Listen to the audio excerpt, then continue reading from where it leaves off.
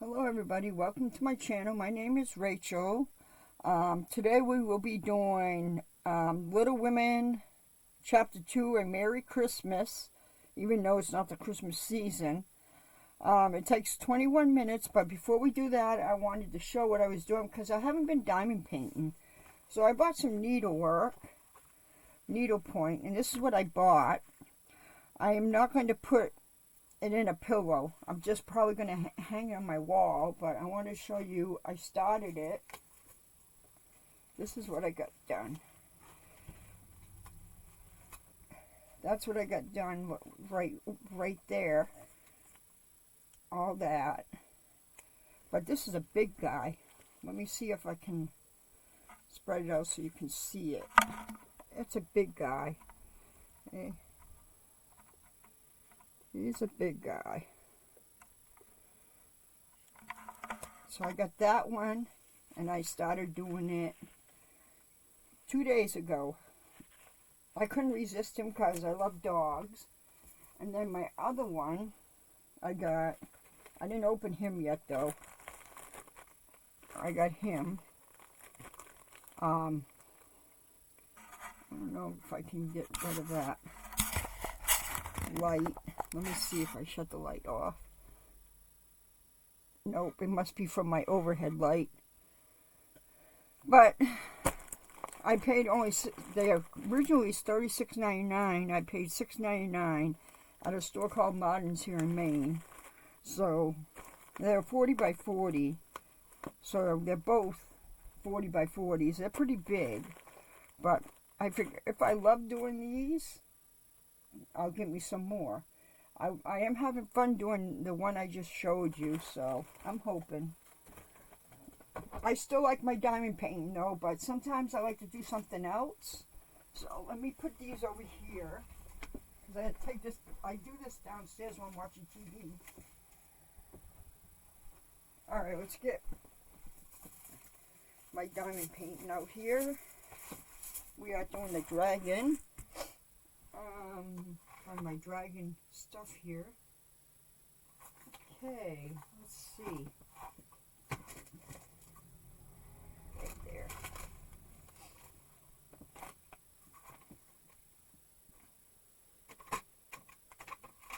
I hope everybody is doing well.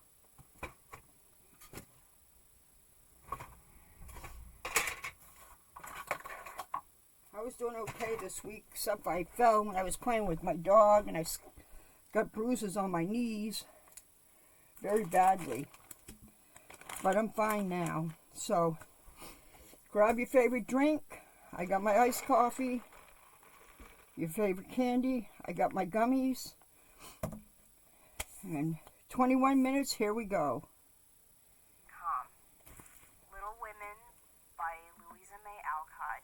Chapter 2, A Merry Christmas. Joe was the first to wake in the gray dawn of Christmas morning. No stockings hung at the fireplace, and for a moment she felt as much disappointed as she did long ago when her little sock fell down because it was so crammed with goodies. Then she remembered her mother's promise, and slipping her hand under her pillow, drew out a little crimson-covered book. She knew it very well, for it was that beautiful old story of the best life ever lived, that it was a true guidebook for any pilgrim going on the long journey.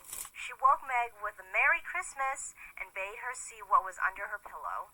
A green-covered book appeared with the same picture inside, and a few words written by their mother, which made their one present very precious in their eyes. Presently Beth and Amy woke to rummage and find their little books also, one dove color, the other blue, and all sat looking at and talking about them, while the east grew rosy with the coming day.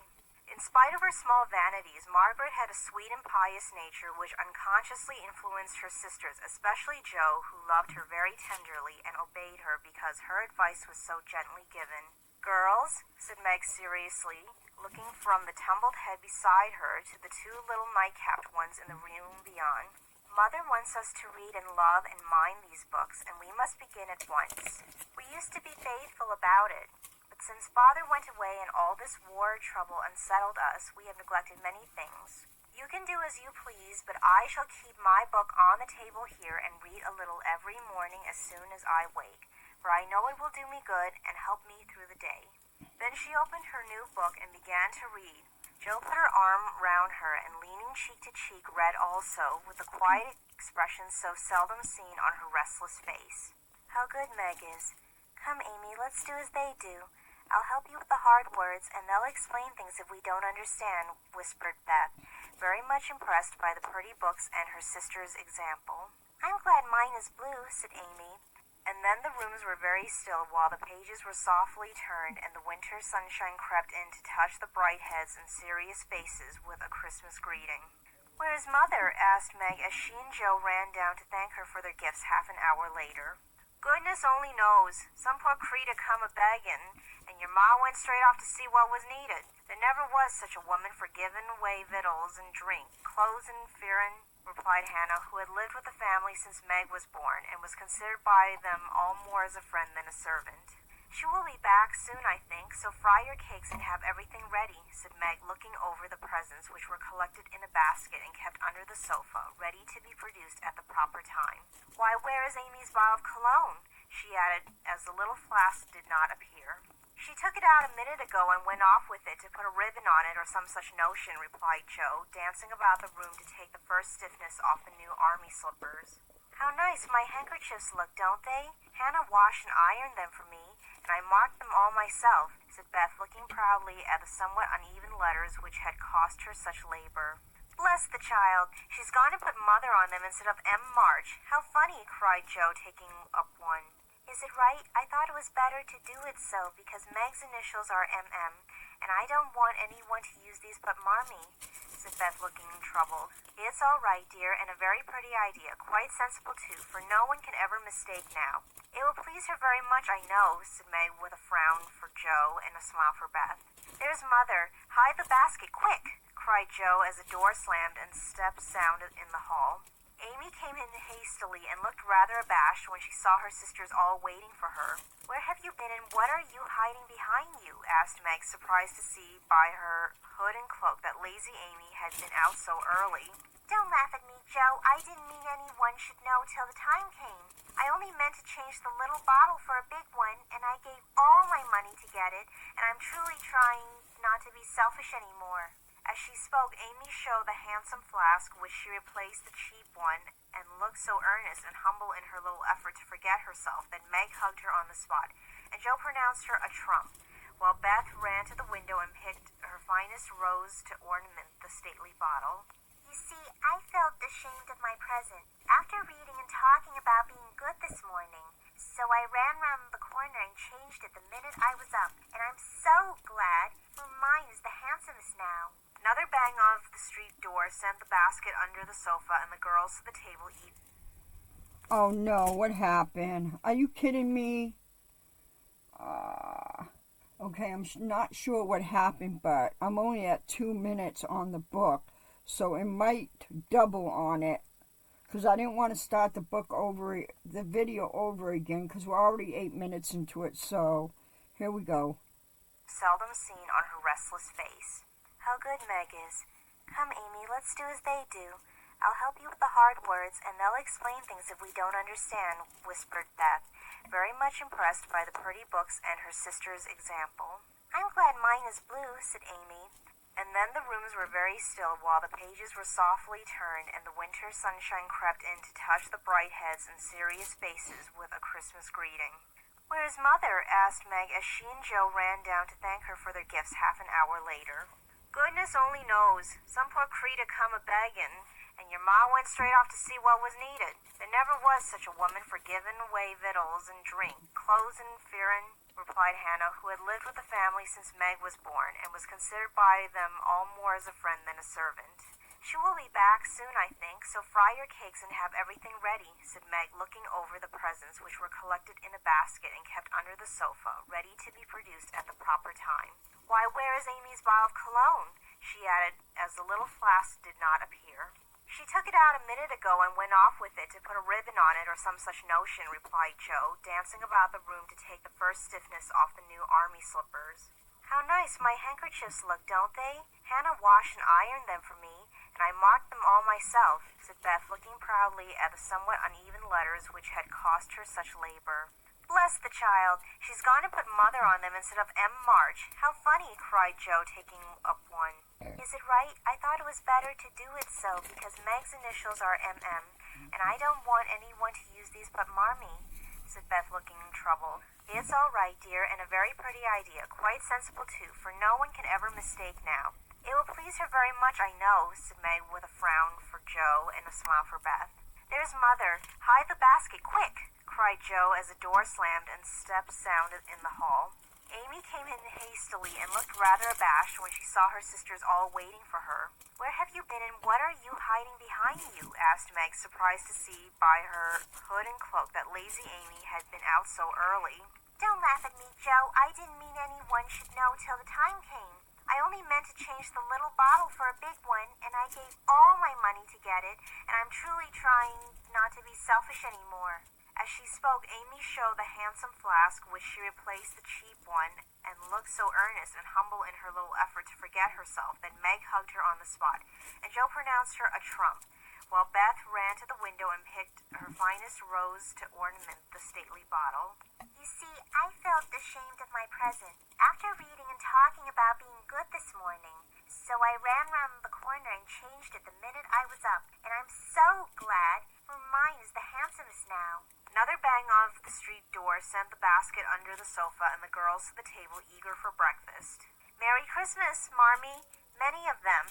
Thank you for our books. We read some and mean to every day, they cried in chorus. Merry Christmas, little daughters. I'm glad you began at once and hope you will keep on.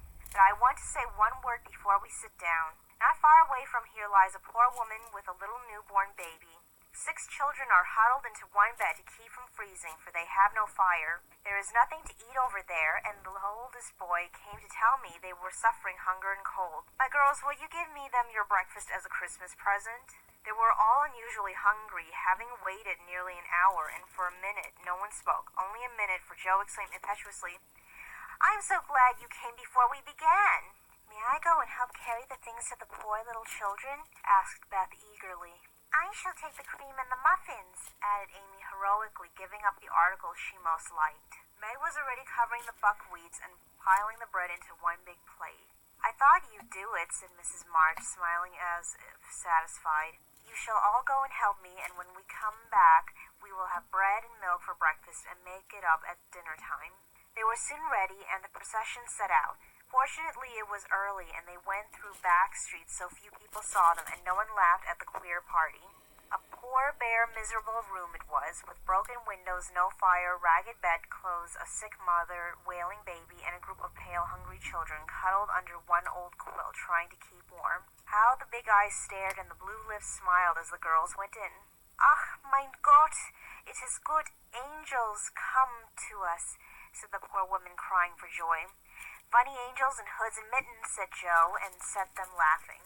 In a few minutes, it really did seem as if kind spirits had been at work there. Hannah, who had carried wood, made a fire and stopped up the broken panes with old hats and her own cloak. Mrs. March gave the mother tea and gruel and comforted her with promises of help while she dressed the little baby as tenderly as if it had been her own. The girls meantime spread the table, set the children round the fire, and fed them like so many hungry birds, laughing, talking, and trying to understand the funny broken English. Das ist gut, die Engelkinder, cried the poor things as they ate and warmed their purple hands at the comfortable blaze. The girls had never been called angel children before and thought it very agreeable, especially Joe, who had been considered a Sancho ever since she was born. That was a very happy breakfast, though they didn't get any of it, and when they went away, leaving comfort behind, I think there were not in all the city 4 merrier people than the hungry little girls who gave away their breakfasts and contented themselves with bread and milk on Christmas morning. That's loving our neighbor better than ourselves, and I like it, said Meg, as they sat out their presents, while their mother was upstairs collecting clothes for the poor Hummels.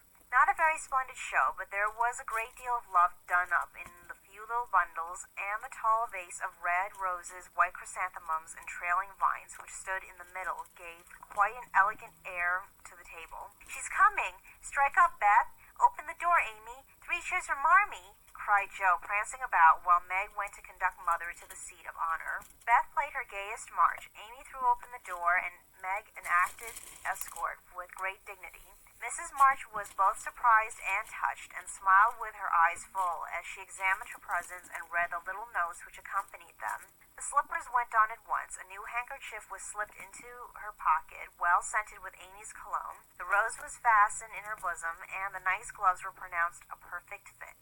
There was a good deal of laughing and kissing and explaining in the simple, loving fashion which makes these home festivals so pleasant at the time, so sweet to remember long afterward, and then all fell to work. The morning charities and ceremonies took so much time that the rest of the day was devoted to preparations for the evening festivities. Being still too young to go often to the theater and not rich enough to afford any great outlay of private performances, the girls put their wits to work, and necessity being the mother of invention, made whatever they needed. Very clever were some of their productions: pasteboard guitars, antique lamps made of old-fashioned butter boats covered with silver paper, gorgeous robes of old cotton, glittering with tin spangles from a pickle factory, and armor covered with the same useful diamond-shaped bits left in sheets when the lids of tin preserve pots were cut out. The furniture was used to being turned topsy-turvy, and the big chamber was the scene of many innocent revels. No gentlemen were admitted, so Joe played male parts to her heart's content and took immense satisfaction in a pair of russet leather boots given her by a friend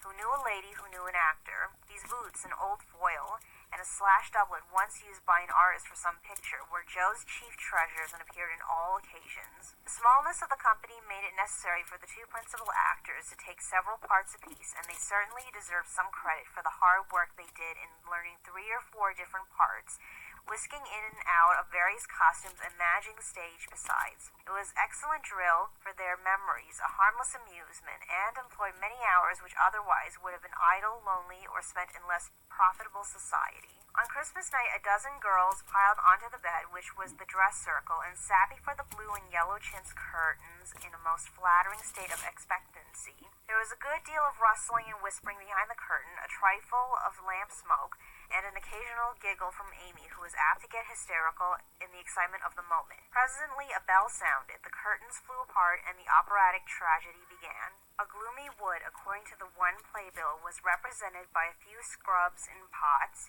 green baize on the floor, and a cave in the distance. This cave was made with a clothes horse for a roof, bureaus for walls, and in it a small furnace in full blast, with a black pot on it and an old witch bending over it. The stage was dark, and the glow of the furnace had a fine effect, especially as real steam issued from the kettle when the witch took off the cover. A moment was allowed for the first thrill to subside, then Hugo the villain stalked in with a clanking sword at his side, a slouched hat, black beard, mysterious cloak, and the boots. After pacing to and fro in much agitation, he struck his forehead and burst out in a wild strain, singing of his hatred to Rodrigo, his love for Zara, and his pleasing resolution to kill the one and win the other. The gruff tones in Hugo's voice, with an occasional shout when his feelings overcame him, were very impressive, and the audience applauded the moment he paused for breath. Bowing with the air of one accustomed to public praise, he stole to the cavern and ordered Hagar to come forth with a commanding, "What ho, minion, I need thee!" Out came Meg with a gray horse hair hanging about her face, a red and black robe, a staff, and cabalistic signs upon her cloak. Hugo demanded a potion to make Zara adore him and wanted to destroy Rodrigo. Hagar, in a fine dramatic melody, promised both, and proceeded to call up the spirit who would bring the love-philtre. "Hither, hither, from thy home, airy sprite, I bid thee come, born of roses, fed on dew, charms and potions canst thou brew? Bring me here, with elfin speed, the fragrant philtre which I need. Make it sweet and swift and strong, spirit, answer now my song." A soft strain of music sounded, and then at the back of the cave appeared a little figure in cloudy white, with glittering wings, golden hair, and a garland of roses on its head. Waving a wand, it sang, "Hither I come from my airy home, afar in the silver moon. Take the magic spell and use it well, or its power will vanish soon." And dropping a small gilded bottle at the witch's feet, the spirit vanished. Another chant from Hagar produced another apparition. Not a lovely one, for with a bang an ugly black imp appeared, and having croaked provoked a reply, tossed a dark bottle at Hugo and disappeared with a mocking laugh. Having warbled his thanks and put the potions in his boots, Hugo departed, and Hagar informed the audience that as he had killed a few of her friends in times past, she has cursed him and intends to thwart his plans and be revenged on him. Then the curtain fell, and the audience reposed and ate candy while discussing the merits of the play. A good deal of hammering went on before the curtain rose again, but when it became evident what a masterpiece of stage carpentering had been got up, no one murmured at the delay. It was truly superb. A tower rose to the ceiling. Halfway up appeared a window with a lamp burning at it, and behind the white curtain appeared Zara in a lovely blue and silver dress waiting for Rodrigo. He came in gorgeous array with plumed cap, red cloak, chestnut love locks, a guitar, and the boots, of course. Kneeling at the foot of the tower, he sang a serenade in melting tones. Zara replied, and after a musical dialogue, consented to fly. Then came the grand effect of the play. Rodrigo produced a rope ladder with 5 steps to it, threw up one end, and invited Zara to descend. Timidly she crept from her lattice, put her hand on Rodrigo's shoulder, and was about to leap gracefully down when, alas, alas for Zara! She forgot her train. It caught in the window. The tower tottered, leaned forward, fell with a crash, and buried the unhappy lovers in the ruins. A universal shriek arose as the rusted boots waved wildly from the wreck, and a golden head emerged, exclaiming, I told you so! I told you so! With a wonderful presence of mind, Don Pedro, the cruel sire, rushed in, dragged out his daughter with a hasty aside. Don't laugh. Act as if it was all right, and ordering Rodrigo up, banished him from the kingdom with wrath and scorn. Though decidedly shaken by the fall of the tower upon him, Rodrigo defied the old gentleman and refused to stir. This dauntless example fired Zara. She also defied her sire, and he ordered them both to the deepest dungeons of the castle. A stout little retainer came in with chains and led them away, looking very much frightened, and evidently forgetting the speech he ought to have made. Act third was the castle hall, and here Hagar appeared, having come to free the lovers and finish Hugo. She hears him coming and hides, sees him put the potions into 2 cups of wine, and bid the timid little servant bear them to the captives in their cells, and tell them I shall come anon. The servant takes Hugo aside to tell him something, and Hagar changes the cups for 2 others, which are harmless. Fernando, the minion, carries them away, and Hagar puts back the cup which holds the poison meant for Rodrigo. Hugo, getting thirsty after a long warble, drinks it, loses his wits, and after a good deal of clutching and stamping, falls flat and dies, while Hagar informs him what she has done in a song of exquisite power and melody.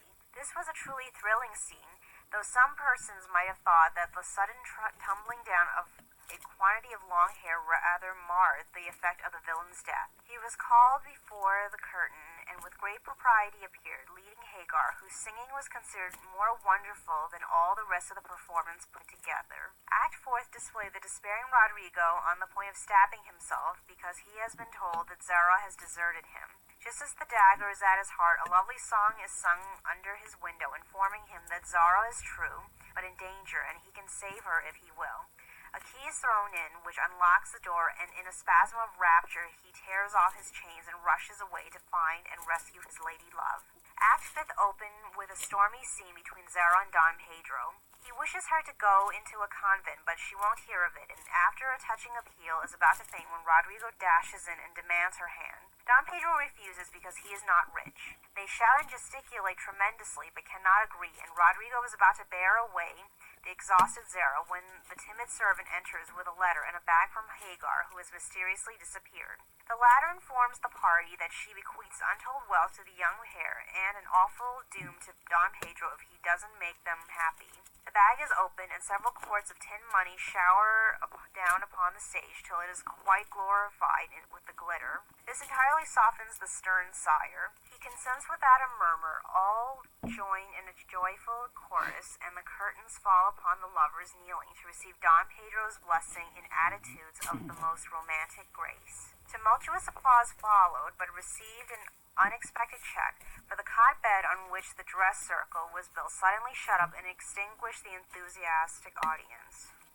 Rodrigo and Don Pedro flew to the rescue, and all were taken out unhurt, though many were speechless with laughter. The excitement had hardly subsided when Hannah appeared with Mrs. March's compliments, and would the ladies walk down to supper. This was a surprise even to the actors, and when they saw the table, they looked at one another in rapturous amazement. It was like Marmee to get up a little treat for them, but anything so fine as this was unheard of since the departed days of plenty. There was ice cream, actually 2 dishes of it, pink and white, and cake and fruit and distracting French bonbons, and in the middle of the table 4 great bouquets of hothouse flowers. It quite took their breath away, and they stared first at the table and then at their mother, who looked as if she enjoyed it immensely. "Is it fairies?" asked Amy. "It's Santa Claus," said Beth. "Mother did it," and Meg smiled her sweetest in spite of her gray beard and white eyebrows. "Aunt March had a good fit and sent the supper," cried Joe with a sudden inspiration. "All wrong. Old Mr. Lawrence sent it," replied Mrs. March. "The Lawrence boy's grandfather? What in the world put such a thing into his head? We don't know him," exclaimed Meg. "Hannah told one of his servants about your breakfast party. He is an odd old gentleman, but that pleased him. He knew my father years ago, and he sent me a polite note this afternoon saying he hoped I would allow him to express his friendly feeling toward my children by sending them a few trifles in honor of the day. I could not refuse, and so you have a little feast at night to make up for the bread and milk breakfast." "That boy put it into his head. I know he did. He's a capital fellow, and I wish we could get acquainted. He looks as if he'd like to know us, but he's bashful, and Meg is so prim she won't let me speak to him when we pass," said Joe, as the plates went around and the ice began to melt out of sight, with ohs and ahs of satisfaction. "You mean the people who live in the big house next door, don't you?" asked one of the girls. "My mother knows old Mr. Lawrence, but says he's very proud and doesn't like to mix with his neighbors. He keeps his grandson shut up when he isn't riding or walking with his tutor and makes him study very hard. We invited him to our party, but he didn't come. Mother says he's very nice, though he never speaks to us girls. Our cat ran away once, and he brought her back, and we talked over the fence, and we're getting on capitally, all about cricket and so on, when he saw Meg coming and walked off. I mean to know him some day, for he needs fun. I'm sure he does," said Joe decidedly. "I like his manners, and he looks like a little gentleman, so I've no objection to your knowing him if a proper opportunity comes. He brought the flowers himself, and I should have asked him in if I had been sure what was going on upstairs. He looked so wistful as he went away, hearing the frolic and evidently having none of his own." "It's a mercy you didn't, Mother," laughed Joe, looking at her boots. "But we'll have another play sometime that he can see. Perhaps he'll act. Wouldn't that be jolly? I never had such a fine bouquet before. How pretty it is!" And Meg examined her flowers with great interest. "They are lovely, but Beth's roses are sweeter to me," said Mrs. March, smelling the half-dead posy in her belt. Beth nestled up to her and whispered softly, "I wish I could send my bunch to Father. I'm afraid he isn't having such a merry Christmas as we are." End of chapter 2. Okay, so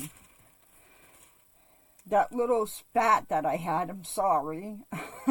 I don't edit my videos, so you might get double on the beginning of this book. But I got it all in there. And I'm sorry again. Thank you for watching. If you like my content, please subscribe and like and share.